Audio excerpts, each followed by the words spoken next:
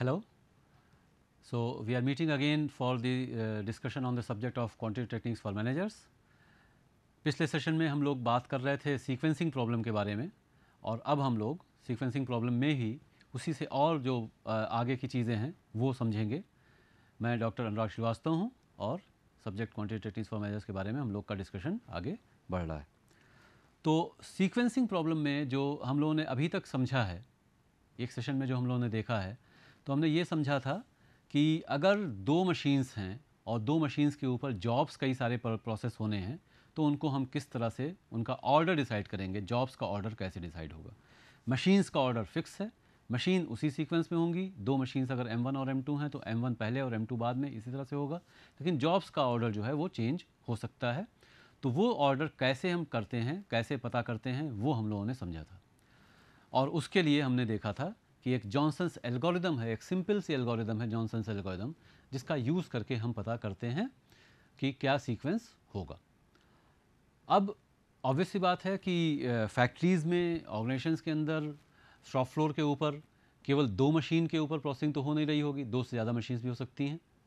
तो तीन मशीन का केस भी हो सकता है, एक्चुअली तीन से ज़्यादा मशीन्स का भी केस हो सकता है। हमारे सिलेबस में तो तीन मशीन तक की प्रॉब्लम्स ही हैं, लेकिन जो तरीका अभी हम लोग देखने जा रहे हैं for finding the optimum sequence for a three machine problem, the same method can be extended for more than three machines problem also. चाहे जितनी भी मशीन्स हो जाएं, आप इस पर्टिकुलर मेथड को, जो हम लोग अब देखने जा रहे हैं, मेथड वही है जॉनसन्स एल्गोरिथम, थोड़ा सा उसको मॉडिफाई करना पड़ता है। तो जो भी लेकिन तरीका है वही तरीका एक्सटेंड करके आप कितनी भी मशीन्स प्रॉब्लम को सॉल्व कर सकते हैं। दो से ज़्यादा, तीन से ज़्यादा मशीन्स वाला हमारे स्कोप में नहीं है, लेकिन उस तरह की एग्जैक्टली प्रॉब्लम हम लोग नहीं लेंगे। आपके एग्ज़ाम में भी नहीं आएगी वैसी प्रॉब्लम तीन से ज़्यादा मशीन वाली, लेकिन उसमें कोई भी कॉम्प्लेक्सिटी, ऐसी एडिशनल कॉम्प्लेक्सिटी नहीं होती। इसी चीज़ को हम एक्सटेंड कर सकते हैं जो अभी हम लोग देखने जा रहे हैं। तो this is an example of a three machine problem where that we have in front of us. तो यहाँ पर अब पिछले क्वेश्चन में जो हम लोगों ने पिछले सेशन में देखा था, वहाँ पर हमारे पास 6 जॉब्स थे और दो मशीन थी। यहाँ पे 6 जॉब्स हैं और 3 मशीन हैं। In case of jobs also, jobs कितने भी हो सकते हैं। जो तरीका हम लोगों ने देखा था जॉनसन्स एल्गोरिथम का, जो उसका थोड़ा सा मॉडिफाइड तरीका हम लोग अभी देखने जा रहे हैं, उसको हम लोग कितने भी जॉब्स के ऊपर और कितनी भी मशीन्स के ऊपर यूज़ कर सकते हैं। There is no limitation. Now only one thing is there, only one condition you have to keep in mind while solving a more than two machine problem. दो मशीन प्रॉब्लम में तो कोई दिक्कत नहीं है, जॉनसन्स एल्गोरिथम आपको पता है, आप सीधे सीधे उठाकर उसको यूज़ कर लें। लेकिन अगर दो से ज़्यादा मशीन की प्रॉब्लम है, जैसे यहाँ पर तीन मशीन की प्रॉब्लम हम लोग जो देखने जा रहे हैं, तो इसमें सबसे पहला काम जो हमें देखना है वो ये देखना है कि if this problem, is this problem solvable using the Johnson's algorithm? Johnson's algorithm लगाने का जो प्रोसेस है, जो चार छोटे छोटे स्टेप्स हैं, उनको तो आप यूज़ कर सकते हैं। लेकिन अगर दो से ज़्यादा मशीन की प्रॉब्लम है तो दो अलग अलग एक्चुअली कंडीशंस है, दो अलग अलग कंडीशंस है, उन दो में से कोई एक कंडीशन फुलफिल होनी चाहिए। अगर ये दोनों में से कोई भी कंडीशन फुलफिल नहीं हो रही, जॉनसन्स एल्गोरिथम आप लगा सकते हैं, उससे कोई ना कोई सीक्वेंस आपको मिल ही जाएगा, लेकिन वो सीक्वेंस ऑप्टिमम होगा इसकी कोई गारंटी नहीं है। तो जॉनसन्स एल्गोरिथम आपको सही सही आंसर देगी भी कि नहीं देगी, ये जानने के लिए हम एक कोई टेस्ट यूज़ करते हैं। वो टेस्ट हम सबसे पहले देखेंगे। वो टेस्ट अगर सक्सेसफुल है, वो टेस्ट अगर सेटिस्फाई हो गया, वो ऐसी कोई भी प्रॉब्लम जो कि वो टेस्ट को सेटिस्फाई कर रही, उस टेस्ट को सेटिस्फाई कर रही, obviously two different conditions I had said, two different tests are there, at least one should be passed. तो दो में से एक को अगर पास हो गई तब तो जॉनसन्स एल्गोरिथम हमको यूज़ करना है, वरना नहीं। अच्छा, तो अगर जॉनसन्स एल्गोरिथम से आंसर नहीं मिल पाएगा तो क्या करेंगे? तो दूसरा और कोई तरीका नहीं है हमारे पास, और ऐसा कोई तरीका नहीं है जिससे कि हम लोग बिल्कुल पुख्ता तौर पर, पक्के तौर पर ये कह सकें कि ये पर्टिकुलर सीक्वेंस हम लेकर के आए हैं, इससे जो है ऑप्टिमम हमको मिल जाएगा। तरीका उसके बाद केवल ये हो सकता है कि आप कंप्यूटर से सिमुलेट कर लें अलग अलग सीक्वेंसेस। अब तो ये भी पॉसिबल है, ऐसी कोई दिक्कत नहीं। और कंप्यूटर से जितने भी यहाँ पर जितने भी अलग अलग सीक्वेंसेस पॉसिबल हो सकते हैं, 6 जॉब्स हैं, 6 पोजीशंस हैं, तो फैक्टोरियल 6 सीक्वेंसेस अगर हो सकते हैं तो 6 के 6 सीक्वेंसेस आप कंप्यूटर से जनरेट कर लीजिए उनके टाइम्स, और देख लीजिए मिनिमम टाइम कौन सा किस में लग रहा है, आपको मिल जाएगा। उसके अलावा कोई तरीका नहीं, आप मैन्युअली करें 720 तरीके या फिर कंप्यूटर से करें। जो एक स्टेप बाय स्टेप तरीका हो सकता है वो जॉनसन एल्गोरिथम ही है, और जॉनसन एल्गोरिथम भी तभी यूज़ हो पाएगी जब इन दो में से कोई एक कंडीशन फुलफिल हो रही है। So the Johnson's algorithm would be applicable on more than 2 machine problems. The Johnson's algorithm will be applicable on more than 2 machine problems. हम लोग यहाँ पर 3 मशीन प्रॉब्लम को डिस्कस कर रहे हैं, लेकिन 3 से भी ज़्यादा मशीन्स अगर होती तो भी हम क्या करते, उस पर भी अभी आएंगे। अभी तो 3 की बात हो रही है, बस थोड़ा सा मैं आपको उसको एक्सटेंड कर दूंगा। Johnson's algorithm would be applicable if at least one of the following 2 conditions are met। 2 condition हैं, दोनों को देखने की ज़रूरत नहीं है, दोनों से हमको मतलब नहीं, दोनों में से एक अगर सेटिस्फाई हो गई तो हमारा काम हो जाएगा। क्या? Minimum on machine M1, machine M1 पहली मशीन, यानी कि कुछ भी जो भी उसका नाम हो, यहाँ पर M1 नाम है, उस पर जो मिनिमम वैल्यू है वो क्या है? मिनिमम ऑन मशीन M1 वो है 1, शुड बी ग्रेटर देन और equal to maximum on M2। दूसरी मशीन का मैक्सिमम, दूसरी मशीन का मैक्सिमम क्या है? वो है 6। तो पहली मशीन का मिनिमम, थोड़ी कठिन कंडीशन है, एक का मिनिमम दूसरे के मैक्सिमम से भी बड़ा हो, तो देखते हैं यहाँ पे तो नहीं हो रहा है। पहली मशीन का जो मिनिमम है वो है 1, दूसरी मशीन का जो मैक्सिमम है वो है 6, नहीं मीट हो पा रहा है, पहली कंडीशन फेल हो गई, दूसरी देखनी पड़ेगी तभी हम आगे बढ़ पाएंगे। Minimum on machine M3, the third machine का मिनिमम क्या है भाई? थर्ड मशीन का मिनिमम 6 है, बचना लगता है। Should be again greater than और equal to maximum on M2, वही है 6, ये कंडीशन मीट हो गई। तो पहली कंडीशन जो थी 1 शुड बी ग्रेटर देन और इक्वल टू 6, ये तो गलत हो गई। दूसरी कंडीशन जो है 6 ग्रेटर देन और इक्वल टू 6, इसमें पास हो गए भाई। तो दोनों में से एक कंडीशन भी अगर मीट आउट हो, पहली अगर हमें मिल जाती तो दूसरी को चेक करने की ज़रूरत भी नहीं है, पहली अगर नहीं हो रही है तो दूसरे तक जाइए। दूसरी कंडीशन क्योंकि फुलफिल हो रही है, इसलिए अब हम आगे प्रोसीड कर सकते हैं, जॉनसन्स एल्गोरिथम का यूज़ किया जा सकता है। तो ये दोनों कंडीशंस, ये हमेशा ध्यान रखेंगे जब भी 3 मशीन प्रॉब्लम आती है तो हम लोग ये 2 कंडीशंस चेक करते हैं। हाँ, मैंने एक छोटी सी चीज़ जो कही थी कि अगर 3 से ज़्यादा मशीन होगी तो क्या करेंगे, तो उस केस में हम क्या करते हैं, ये जो हम चीज़ देख रहे हैं मैक्सिमम ऑन M2, बीच की मशीन, तो बीच की जितनी मशीन्स हैं, अगर 3 से ज़्यादा मशीन होंगी, सपोज 4 मशीन है तो M1 होगी पहली, आखिरी होगी M4, और बीच में M2 और M3, तो बीच की जितनी मशीन्स हैं उन सबका मैक्सिमम देख लीजिए और उससे इनको कंपेयर कर लीजिए, फिर वही कंडीशन है, दोनों में से कोई मीट हो जाएगी तो आपका काम हो जाएगा। खैर, coming back to this particular problem, अब ये तो समझ में आ गया कि जॉनसन्स एल्गोरिथम यहाँ पे अप्लाई हो जाएगी, तो अप्लाई करेंगे, लेकिन जॉनसन्स एल्गोरिथम थी क्या?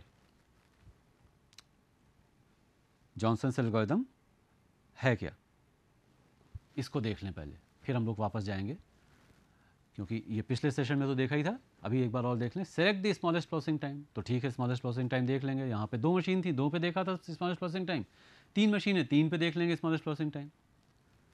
अब अगर ये जॉब, अगर ये टाइम सॉरी M1 पर है, अगर ये स्मॉलेस्ट टाइम M1 पे है तो आप जॉब सबसे पहले परफॉर्म करेंगे, अच्छी बात है। अगर ये टाइम M2 पर है, ये तो गड़बड़ हो गया, M2 की बात हो रही है, हमारे पास तो 3 मशीन है, तो चलो वहाँ पर 2 थी, लास्ट वाली की बात हो रही थी, यहाँ पे लास्ट की बात कर लेते हैं, M3 पर है तो हम सबसे बाद में इसको कर लेंगे, अच्छी बात है। अगर ये जॉब बीच वाली मशीन पे है तब क्या करेंगे, गड़बड़ हो गया। तो मतलब क्या है, the point that I am trying to make is Johnson's algorithm is specifically for only 2 machine problems. ये तो 2 मशीन के लिए है, जॉनसन्स एल्गोरिथम केवल 2 मशीन प्रॉब्लम्स के लिए है, और हमारे पास 3 मशीन्स हैं। तो पहले तो इस प्रॉब्लम को थोड़ा सा हमें मॉडिफाई करना पड़ेगा, इसका मतलब, और इसे इस लायक बनाएंगे कि इसके यहाँ पर जॉनसन्स एल्गोरिथम का इस्तेमाल हो सके। तो सिंपल तरीका है ये भी, और ये भी 3 मशीन में कैसे करेंगे, 3 से ज़्यादा मशीन्स में क्या करेंगे, बहुत आसान तरीका है। क्या किया जा रहा है यहाँ, to apply Johnson's rule, Johnson's algorithm और Johnson's method, the 3 machine problem needs to be converted into a 2 machine problem, obviously because Johnson's algorithm is applicable only on 2 machine problems. So वो कैसे कर रहे हैं, 2 मशीन हमने ले ली 1 और 2, पहली मशीन हमने ली 1, मशीन 1 और मशीन 2 के जो करस्पॉन्डिंग टाइम्स हैं उनको ऐड कर दिया हमने, ये पहली मशीन हो गई, और मशीन 2 और मशीन 3 के जो टाइम है वो ऐड कर दिया, ये दूसरी मशीन हो गई, 2 मशीन बन गई। अब हम आसानी से जॉनसन्स एल्गोरिथम का यूज़ कर सकते हैं। 3 से भी ज़्यादा मशीन्स होती, मान लीजिए 10 मशीनें हैं, तो पहली मशीन से लेकर के 9वीं मशीन तक के टाइम्स को ऐड कर देंगे, ये पहली मशीन हो गई, और दूसरी से लेकर के आखिरी 10वीं मशीन तक के टाइम्स को ऐड कर देंगे, ये दूसरी मशीन हो गई, फिर से यूज़ हो जाएगी। तो ये 2 चीज़ें हमको ध्यान रखना है, जब भी 2 से ज़्यादा मशीन्स की बात होगी, जब भी 2 से ज़्यादा मशीन्स में सीक्वेंस की बात होगी, तो ये 2 चीज़ें हमको ध्यान रखनी है। दोनों चीज़ें क्या हो गई, if we just recapitulate these 2 things, पहली चीज़ तो ये हो गई कि ये 2 टेस्ट्स हमारे पास हैं, इन 2 टेस्ट को अप्लाई करना है, ये टेस्ट में से, इन दोनों टेस्ट में से कोई एक टेस्ट भी अगर फुलफ़िल हो गया तो फिर हमें 3 मशीन प्रॉब्लम को 2 मशीन में कन्वर्ट करना है, 3 से ज़्यादा मशीन प्रॉब्लम को 2 मशीन में कन्वर्ट करना है। इतना होने के बाद बाकी का प्रोसेस वही है जो हम लोगों ने पिछले सेशन में किया था, जो हम लोगों ने, अभी हमारी 2 मशीन की प्रॉब्लम हो गई, 2 मशीन्स हैं, जॉब्स 6 हैं 7 हैं, जितने भी हों, हम उसको आसानी से कर सकते हैं। लेकिन ये 2 मशीन में कन्वर्ट कैसे कर रहे हैं ये थोड़ा सा और बस देख लें इस एग्जाम्पल में। तो क्या हमने किया, पहली मशीन हमारी बन गई M1 plus M2, M1 plus M2, if you go slightly back तो ये 8 प्लस 3 जोड़ दिया, 3 और 4 जोड़ दिया, 7 plus 5, 2 plus 2, 5 plus 1, 1 plus 6, M1 first machine. ये दोनों जोड़ दिया, 3 plus 8, 4 plus 7, 5 plus 6, 2 plus 9, 1 plus 10, 6 plus 9, ये दूसरी मशीन। तो वही चीज़ यहाँ पे करके दिखाई जा रही है, 8 plus 3, 3 plus 4, 7 plus 5, 2 plus 2, 5 plus 1, 1 plus 6। Similarly 3 plus 8, 4 plus 7, 5 plus 6, 2 plus 9, 1 plus 10 and 6 plus 9। इस तरह से हमने ऐड कर दिया और ये 2 मशीन में कन्वर्ट कर दिया 3 मशीन प्रॉब्लम को। ऐसे तो जो वैल्यूज़ हमने जोड़ी हैं वो ये हमको मिल गई 11, 7। अब जो हमारी थ्योरेटिकल फर्स्ट मशीन है उसमें जो टाइम प्रोसेस, जो टाइम्स जो हो गए वो 11, 7, 12, 4, 6, 7 हो गए। तो थ्योरेटिकल दूसरी मशीन जो है उसमें 11, 11 कई सारे आ गए हैं भाई, और एक 17 मिल रहा है। इस तरह से ये टाइम्स हो गए। अगेन ऑब्वियसली जिस तरह से जॉनसन्स एल्गोरिथम यूज़ कर रहे थे वैसे ही अब हम लोग फिर से जॉनसन्स एल्गोरिथम का इस्तेमाल कर सकते हैं। तो अब ये हम लोग देख रहे हैं Johnson's algorithm. To come back to it, select the smallest processing time. If this is on M1, place the corresponding job at the beginning of the sequence. तो इनको क्लब करने से हमारा ये काम ख़त्म हो गया, ये जो प्रॉब्लम थी वो ख़त्म हो गई कि भाई बीच वाली मशीन का क्या करेंगे, बीच वाली मशीन ही ख़त्म हो गई, बीच वाली मशीन पहले में जुड़ गई और बीच वाली मशीन लास्ट वाले में भी जुड़ गई। तो if this is on M1, place the corresponding job at the beginning of the sequence. If this is on M2, place the corresponding job at the end of the sequence. Keep repeating this process until all the jobs are sequenced. तो ये किया first, second, third, fourth and go back to the first step. ऐसे हमारा काम हो जाएगा। तो क्या किया हमने, सबसे छोटा टाइम क्या था, 11, 7, 12, 4, 6, 7, 11, 11, 11, 4 is the smallest processing time. उसको हमने अगर एनसर्किल कर दिया, एनसर्किल करके, और किस मशीन पे है, पहली मशीन पर है, पहली मशीन पे है तो जॉब 4 जो है, जॉब 4 जो है वो सबसे पहले आ गया। सिंपल। इतना करने के बाद हमने इसको स्ट्राइक ऑफ कर दिया, जॉब 4 की पोजीशन डिसाइड हो चुकी है, इसलिए जॉब 4 जो है अब हमारे इस लिस्ट में से बाहर चला गया, इसको स्ट्राइक ऑफ कर दिया। इसको स्ट्राइक ऑफ करने के बाद फिर से अब हम आगे बढ़ रहे हैं। अब मिनिमम क्या है भाई? अब मिनिमम है 6 is the minimum processing time among the remaining ones. तो उसको देख लिया हमने। 6 क्योंकि पहली मशीन के ऊपर है, तो करस्पॉन्डिंग जॉब कौन सा है? वो है 5 आ गया। रिमेनिंग जो स्लॉट्स थे उसमें से सबसे पहले 5 आ गया। 5 की पोजीशन डिसाइड हो गई। 5 की पोजीशन जैसे ही डिसाइड हुई वैसे ही आपने इसको भी स्ट्राइक ऑफ कर दिया। ये पर्टिकुलर जो कॉलम था उसको स्ट्राइक ऑफ कर दिया। अब जॉब 5 की का हमारे लिए कोई काम नहीं रह गया है। अब जितने टाइम बच रहे हैं, जितने जॉब बच रहे हैं 1, 2, 3 एंड 6, इन 4 में से मिनिमम कौन सा है ये अब हम लोगों को फिर से देखना है। तो मिनिमम टाइम कहाँ है भाई? मिनिमम टाइम है 7। यहाँ भी है, यहाँ भी है। तो फिर से जैसा कि पिछले सेशन में मैंने आप लोग को बताया था, यहाँ पे भी क्या कंडीशन आ रही है? ये सिचुएशन क्या है? This is the condition of multiple optimum solutions. More than one optimum solutions are occurring here, are present here. ये 7 जो है कह रहा है कि जॉब 2 सबसे पहले होना चाहिए। ये 7 कह रहा है कि जॉब 6 सबसे पहले होना चाहिए। तो आप थर्ड और फोर्थ पोजीशन पर कुछ भी कर सकते हैं। यहाँ पर 2 रख दें और यहाँ पे 6 रख दें, या यहाँ पर 6 रख दें और यहाँ पे 2 रख दें।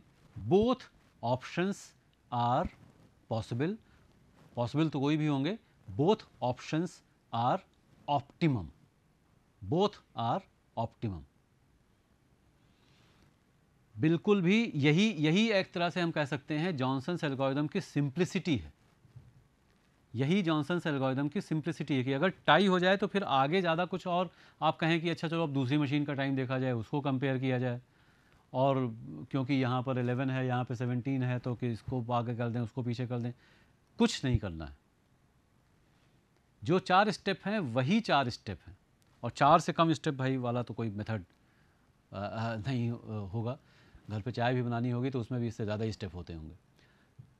तो इस तरीके से हम लोग आगे बढ़ रहे हैं। तो ये नेक्स्ट यानी कि हमने अब कौन सा लिया? कोई भी ले सकते हैं और दोनों को एक साथ भी ले सकते हैं, जैसे कि यहाँ पे दोनों को एक साथ ले लिया। और सीक्वेंस इसमें कोई ऐसा नहीं है, बस केवल कह सकते हैं असेंडिंग ऑर्डर में जो है ये पहले है ये बाद में, इसलिए मैंने यहाँ पे लिख दिया। आप इसको कहीं पर भी दोनों में से किसी को रखते हैं। जैसा आप ये लिखा था 6 इधर आ गया और 2 इधर आ गया, ये भी पॉसिबल है। तो ये हमारा इस तरह से मिल गया ऑप्टिमम सीक्वेंस इतना। इसके आगे फिर हम क्या करते हैं? फिर अब बचा क्या हमारे पास? ये इतने बच गए। अब इसमें भी आप देख सकते हैं, पिछले सेशन में अगर आपको ध्यान हो मैंने इसी तरह की कंडीशन को समझाया था आपको। मिनिमम जो वैल्यूज़ हैं वो यहाँ भी 11 है, यहाँ भी 11 है, यहाँ भी 11 है। 3 जगहों पे 11 हमको मिल रहा है। तीनों जगह पे 11 अगर है तो ये 11 क्या कह रहा है? ये 11 कह रहा है कि जॉब 1 को रख दीजिए इस जगह पर, 5th पोजीशन पर रख दीजिए ऐसे। ये 11 क्या कह रहा है? ये 11 कह रहा है कि जॉब 1 को लास्ट में रख दीजिए, यहाँ पे रख दीजिए। और ये 11 क्या कह रहा है? ये 11 कह रहा है कि जॉब 3 को लास्ट वाले में रखिए, यहाँ पे रखिए। तो ऑब्वियस सी बात है, अगर हम जॉब 1 को यहाँ रखेंगे तो 3 तो इधर आ ही जाएगा, लेकिन अगर हम जॉब 1 को यहाँ रखेंगे तो 3 इधर आ जाएगा। यानी कि again 2 different options are possible. तो 2 यहाँ पे था, 2 यहाँ पे था, 2 into 2, 4 different optimum solutions are available in this case. इसमें से कोई भी आप ले सकते हैं। तो ये अगर हमने रख दिया इस तरीके से, पहले इस 11 को हमने कंसिडर अगर कर लिया तो 3 को लास्ट में रख दिया, और 3 को लास्ट में रखने के बाद केवल एक जॉब बच रहा है, केवल एक जॉब बच रहा है, 1 बच रहा है केवल। तो इसलिए 1 को हमने यहाँ पर रख दिया, पहली पोजीशन पे रख दिया। तो इस तरीके से हम लोग जॉनसन्स एल्गोरिथम का यूज़ करके और 3 मशीन प्रॉब्लम में सीक्वेंस पता करते हैं। सीक्वेंस पता करने के बाद ये जो हमें ऑप्टिमम सीक्वेंस मिला है, as I already told you, ये जो ऑप्टिमम सीक्वेंस है, अब क्या है कि ये जब आप इन 6 जॉब्स को, when you are going to perform these 6 different jobs on these 3 different machines, हमारे पास ये प्रॉब्लम अभी 2 मशीन में यहाँ पे दिख रही है, लेकिन एक्चुअली हमारे पास 3 अलग अलग मशीन्स थी। तो 3 मशीन्स के ऊपर जब हम इनको परफॉर्म करेंगे तो सीक्वेंस, ये पर्टिकुलर सीक्वेंस हमको ऑप्टिमम सीक्वेंस देगा, सबसे कम टाइम देगा, यानी कि आइडल टाइम सबसे कम हो जाएगा। ये हमको ध्यान रखना। इसमें एक चीज़ और जो हम लोग कर सकते हैं वो ये है कि ये पता करने के बाद कि ये सीक्वेंस है, हम इस सीक्वेंस में टाइम लग कितना रहा है ये जानने की कोशिश कर सकते हैं। तो उसके लिए वी फॉर्म अ टेबल, वो ब्रीफ में मैं आपको बता देता हूँ। तो जो सीक्वेंस है वो सीक्वेंस हो गया, जॉब्स का सीक्वेंस एक कॉलम हो गया। फिर जो मशीन्स का सीक्वेंस तो वही है M1, M2 एंड M3। तो M1 पे जो टाइम अलग अलग हो गए, M1 पर प्रोसेसिंग शुरू होने का टाइम क्या हो गया, प्रोसेसिंग में टाइम लग कितना रहा है वो कितना हो गया, और प्रोसेसिंग ख़त्म होने का कितना टाइम हो गया, ये 3 कॉलम्स हो गए। इसी तरह से M2 के ऊपर 3 कॉलम्स इस तरह से बन जाएंगे, इन, प्रोसेस एंड आउट। और M3 के ऊपर भी 3 कॉलम्स बन जाएंगे, इन, प्रोसेस एंड आउट। और आगे आप पता कर सकते हैं कि इनका आइडल टाइम क्या है। आइडल टाइम दोनों मशीन्स के ऊपर, आइडल टाइम पहली मशीन के ऊपर तो कुछ नहीं होगा, ये हमेशा ध्यान रहे। फर्स्ट मशीन जो है वो तो जैसे ही खाली होगी अगला जॉब उसके ऊपर लग जाएगा, फर्स्ट मशीन के ऊपर कोई आइडल टाइम नहीं होगा। लेकिन दूसरी और तीसरी मशीन के ऊपर M2 पे आइडल टाइम कितना है, M3 पे आइडल टाइम कितना है, इस तरह से हम लोग बता सकते हैं। तो हमारा सीक्वेंस क्या था, हमारा सीक्वेंस था 452-613, 452-613, ये हमारा सीक्वेंस था। ये सीक्वेंस जब हम लोग उस टेबल में रख देंगे तो, और उसके बाद जो टाइम्स हैं वो अगर हम लोग फिल करते जाएं तो उसके हिसाब से हमको सारा जो पूरा मिल जाएगा, और प्रोसेसिंग टाइम्स भी पता चल जाएंगे, टोटल टाइम कितना लग रहा है ये भी पता चल जाएगा, और साथ ही साथ हमको ये पता चल जाएगा कि कितना आइडल टाइम हर मशीन के ऊपर है। तो फॉर एग्जांपल जैसे कि अगर हमने लिखा ये जो सीक्वेंस है तो 4, 5, 2, 6, 1, 3, तो पहली मशीन के ऊपर काम शुरू हुआ ऑब्वियसली 0 पे, पहली मशीन के ऊपर 0 पे काम शुरू हो गया, और लगा कितना टाइम, जॉब 4 को पहली मशीन के ऊपर, मशीन तो हमारी अलग अलग जो थी उस तरह से हम लोग देख सकते हैं। तो मशीन जो हमारी अलग अलग थी, 8 पहला ये जॉब है, जॉब 4 जो है हमारा, जॉब 4, तो 2, 2 एंड 9 ये लग रहा है। तो 2, 2 एंड 9 लगने का मतलब क्या हो गया कि हम लोग अगर इसको लिखें तो यहाँ पर 2 लग रहा है, और दूसरी मशीन के ऊपर भी इसी तरह से हम लोग निकाल सकते हैं टाइम कितना लग रहा है, in start time, processing time 2, और तीसरी मशीन के ऊपर भी स्टार्ट टाइम और प्रोसेसिंग टाइम और एंड टाइम, तो ये यहाँ पे 9 लग रहा था। तो 0 पे शुरू हुआ 2 और ये ख़त्म हुआ, फिर दूसरा जो जॉब है 5 वो 2 पे शुरू हो जाएगा, जितना भी टाइम होगा वो उसमें जुड़ जाएगा। और यहाँ पर ये जो पहला जॉब हमारा है सीक्वेंस का 4, वो यहाँ पे शुरू होगा, तो 2 पे शुरू होगा और 2 + 2 4 पे ख़त्म होगा, 4 पे फिर यहाँ पे शुरू होगा और 4 + 9 13 पे ख़त्म होगा। फिर जो आइडल टाइम है M2 के ऊपर, आइडल टाइम जो हमें मिल रहा है, तो M2 के ऊपर कितना हो गया, M2 के ऊपर टाइम हो गया, इतना टाइम मिलेगा आपको, ये 2, और M3 के ऊपर जो टाइम है वो इतना टाइम मिलेगा आपको 4। तो इस तरीके से हमें आइडल टाइम मिलते जाएंगे और सीक्वेंस मिल करके हम लोग उसको ऐसे कंप्लीट कर सकते हैं, ऐसे एक टेबल बना करके पता कर सकते हैं कि टोटल टाइम लग कितना रहा है, नंबर 1।